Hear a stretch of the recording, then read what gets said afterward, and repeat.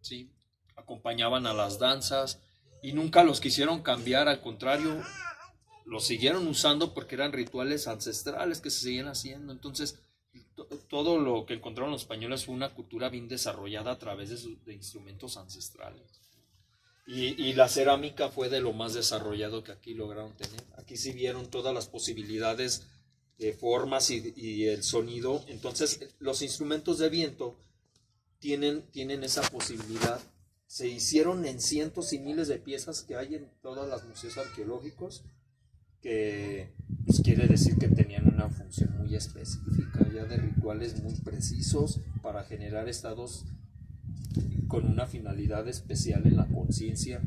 Entonces había música, hay instrumentos como que no tan elaborados que se cree que eran como para rituales más profanos, que es como una fiestita normal y un convite, y hay instrumentos ya bien muy desarrollados, muy especializados, que eso sí se cree que son los que hacían de culto y para rituales específicos en lugares cerrados, para viajar, para transportarse a otras realidades, que era lo que exploraban aquí.